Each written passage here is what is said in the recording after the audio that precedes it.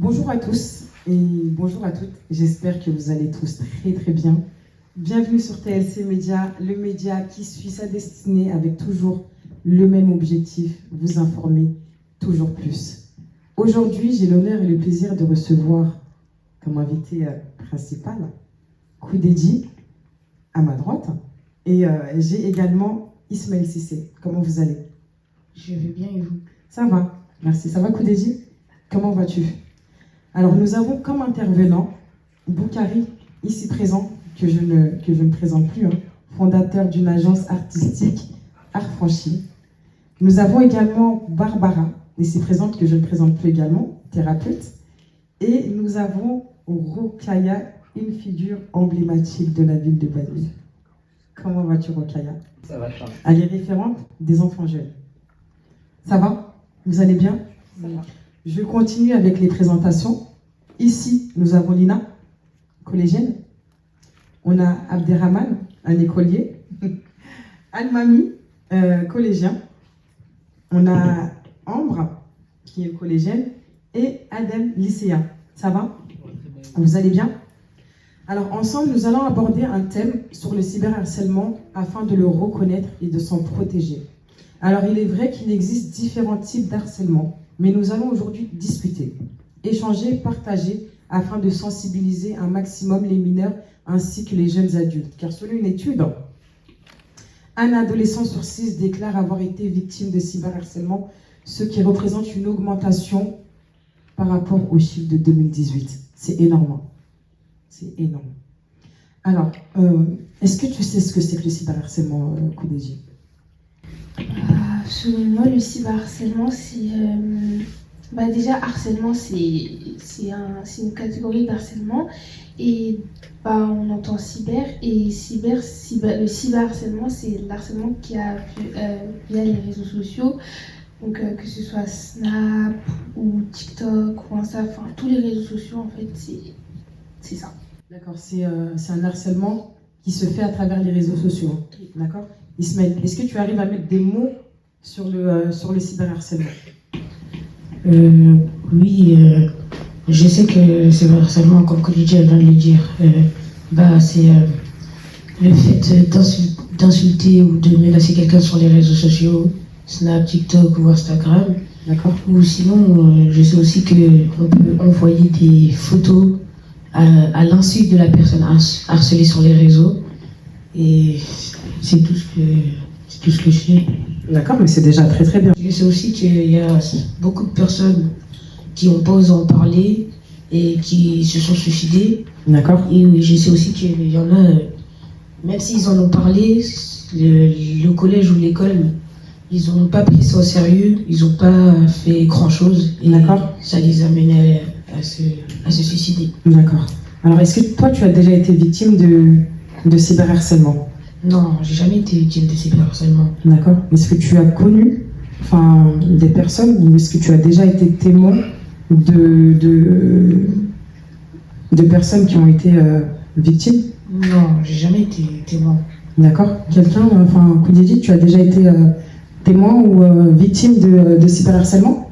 Moi, personnellement, je n'ai jamais été victime de cyberharcèlement ou d'harcèlement tout court, mais c'est vrai que souvent, on est témoin de cyberharcèlement. Par exemple, dans les commentaires d'un TikTok, on peut voir que la personne elle reçoit des critiques, des insultes, etc.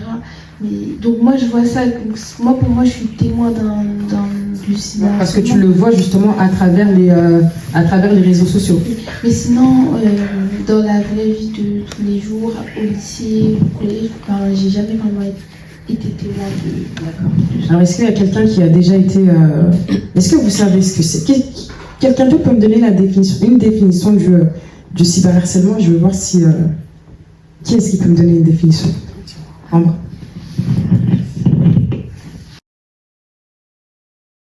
C'est quand tu te fais harceler sur internet. D'accord. C'est par exemple, il y a une personne qui t'aime pas, du coup elle va t'envoyer des messages méchants sur internet. D'accord, donc juste parce qu'elle t'aime pas, elle va se permettre de prendre son téléphone et de t'harceler, c'est bien ça. Pas juste parce que je t'aime pas, parce que parce qu'une personne a pu lui faire des choses pas bien ou je ne sais Non, pas. après ce que tu viens de dire, ça rentre en compte. Hein. Une personne ne t'aime pas pour X raisons, elle prend son téléphone et elle décide de te... Oui, c'est ça. C'est sur ça. Internet. D'accord. Quelqu'un d'autre Oui. Après, moi, j'ai un truc aussi. Parfois, il y a des personnes qui profitent de la faiblesse des gens pour pouvoir leur faire des choses qui sont pas, pas gentilles, quoi. Par exemple, si une personne, elle sait que t'es faible ou quoi, bah, elle peut venir et elle va t'insulter comme ça d'un coup en message comme ça, parce qu'elle sait que, tu vas... Par message. Hein. Oui, par message ou peu importe, parce qu'elle sait que tu vas pas réagir forcément, tu vas pas la frapper, tu vas pas la... D'accord. Donc elle profite de ça pour pouvoir se défouler en fait. Se défouler sur toi. D'accord. Nina, est-ce que tu... Alors, pour moi, le cyberharcèlement, c'est l'harcèlement sur les réseaux et sur Internet. J'ai déjà été témoin du cyberharcèlement ou l'harcèlement général dans des groupes et ils profitaient de la faiblesse des gens et le fait que la personne elle allait réagir pour s'attaquer à elle Et gratuitement comme ça? gratuitement. Qu'est-ce qui explique aujourd'hui cette hausse aujourd'hui? Cette hausse de... Parce que là, je vous ai donné des chiffres. Par rapport à 2018, il y a eu une forte hausse de personnes qui ont été victimes de cyberharcèlement. Qu'est-ce qui pourrait l'expliquer? On peut voir aussi sur les liens Telegram que ça se vend, même ça devient un business d'harceler les gens, d'avoir des vidéos de personnes à leur insu. Il y a même des frères qui ont filmé leurs sœurs à leur insu pour les partager sur les réseaux et ça se vend. Et c'est dans toute la France, c'est mondial. C'est mondial. Et ça devient un phénomène en fait qui dépasse tous les services. Et on ne sait pas comment stopper ça. Il y a des personnes qui arrivent à faire des faux comptes. On a du mal à remonter les personnes, même leur adresse. Et je pense qu'il faut mettre énormément de moyens dessus. Parce que je pense que ça va aller... là, je pense qu'on a une étape pour aller dans le rouge. Et ça va être très très lent. Et quelles sont les causes aujourd'hui quelles sont les causes du cyberharcèlement? Bonjour, je me présente, c'est Tita, président d'une association qui s'appelle ASBAC. On intervient souvent dans ce genre de thématique par rapport aussi au cyberharcèlement parce qu'on voit beaucoup les écoles. Et je sais que, on va dire, l'accessibilité déjà d'une à Internet, que les parents laissent. Bon, il y en a qui sont dépassés, mais les parents qui laissent l'autorisation déjà d'avoir un certain âge un téléphone aux enfants, ce qui fait que déjà l'accessibilité aux réseaux sociaux, c'est déjà plus facile. Parce que voilà, donc tout ce qui est, je veux dire, bagarre que tu vas filmer, tout ce qui est, on va dire, agression en groupe, tu vas filmer aussi pour, on va dire, pour intimider la personne ou pour la rabaisser. Tout ça, ça va faire partie d'un jour. D'accord. Donc aujourd'hui, c'est le téléphone, si je comprends bien, c'est le téléphone qui est la principale cause, dites-moi si vous êtes d'accord avec moi, qui est la principale cause du cyberharcèlement. En fait, c'est énorme. C'est énorme. Je te rejoins, mais pas tout à fait, parce que le téléphone n'est pas la principale, en tout cas, cause. D'accord. Parce que tu peux avoir un téléphone à n'importe quel âge. Après, maintenant, il faut savoir que pour certains des réseaux sociaux, il faut avoir 13 ans.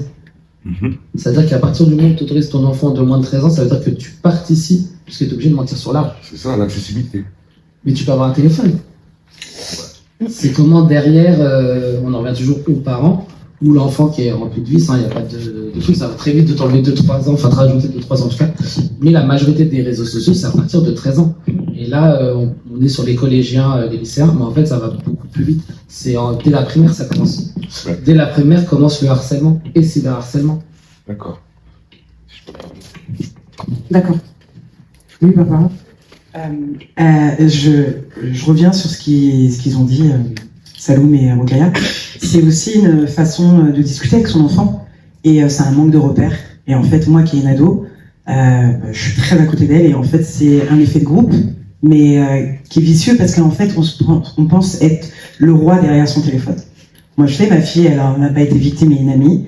Il y a eu des nudes, carrément des sextapes qui ont été envoyés, et ils ont dit que c'était une personne, et en fait, plein de choses, et ça peut aller très très loin. Et je rejoins Rokhaya, quand on va à la police, ils nous regardent comme des extraterrestres, en disant mais on peut rien faire. Parce que du coup, quand il y a une victime, il faut aller, faut porter plainte, on se dit qu'il faut aller porter plainte.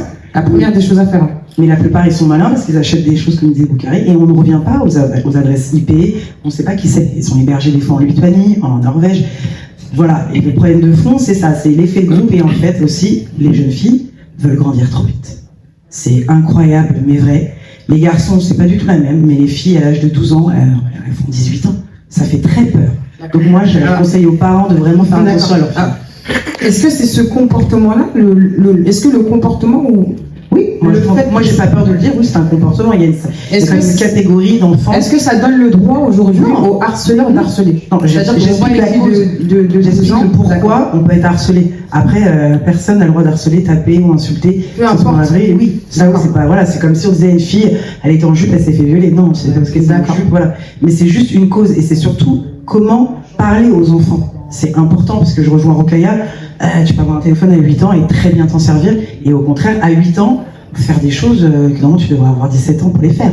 Et ça, c'est un problème de fond. D'où cet échange aujourd'hui, il est très important on va revenir là-dessus, de sensibiliser sur le cyberharcèlement qui touche ces jeunes. On va revenir là-dessus, et on vous donnera les jeunes qui sont présents, quelques clés pour détecter le cyberharcèlement.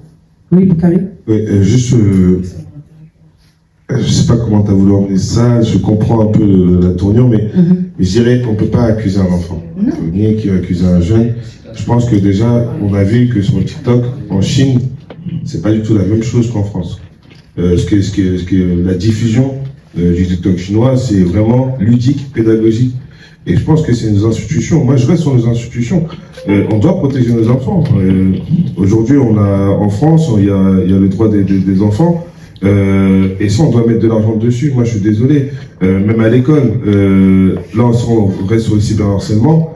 On voit sur les réseaux sociaux l'argent facile, des gens de télé-réalité qui prennent vite, encore une fois, comment faire de l'argent. Et je l'ai dit tout à l'heure, ça se vend. C'est-à-dire que même tellement les gens, voilà, ils sont matrixés par ce besoin d'argent, et ils peuvent faire tout et n'importe quoi. Et ça rentre dedans. Mais on peut continuer sur les discussions d'adultes à la télé, mais tout le monde le dit, ça s'est dégradé.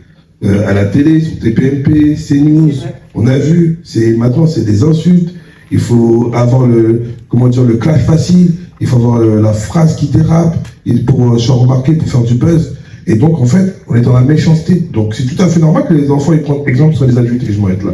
D'accord, alors, oui, c'est bien, Boukari. C'est un phénomène qui se répand. Là, on a des jeunes, ils ont tous un téléphone aujourd'hui. Est-ce que tu as un téléphone aujourd'hui, Ambre? Tu as quel âge? Quel âge as-tu? J'ai 13 ans. Est-ce que tu as Internet sur ton téléphone? Oui. Qu'est-ce que tu fais? T'as quoi comme téléphone? iPhone. Ah, mais là, il est combien? Parce que c'est ça aussi. Le dernier. T'as le dernier iPhone. L'iPhone Plus, ouais. Alors, le téléphone, c'est un outil de communication aujourd'hui. Almami, tu as quel âge? Tu as 15 ans. Abderrahman. Tu as un téléphone, Almami? T'as l'iPhone toi aussi? iPhone 12. Voilà. Abderrahman, tu n'as pas encore de téléphone, mais je pense que bientôt tu en auras un. Oui. Alors, à votre âge, selon vous, à votre âge, Adem, tu as un téléphone, Khadija aussi. Moi, à mon âge, je ne suis pas dans le jugement, mais à mon âge, je n'avais pas de téléphone. À votre âge, quand j'avais votre âge, je n'avais pas de téléphone. Oui. Mais après, parce que les générations, elles sont différentes. Elles sont très différentes. À votre époque, vous n'aviez pas de téléphone, mais vous pouviez dire à vos amis, ouais, j'ai pas de téléphone, mais vas-y, viens en bas de chez moi. On communiquait comme ça. Mais par exemple, nous, dans notre génération, si tu dis, t'as pas de téléphone, ça va être la honte.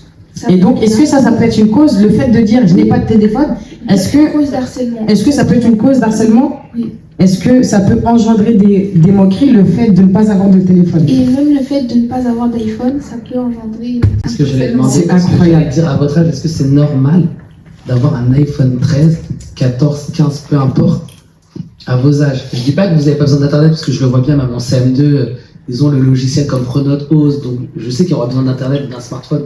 Mais je pense que tu n'as pas besoin d'avoir un iPhone 13, 14 ou 15.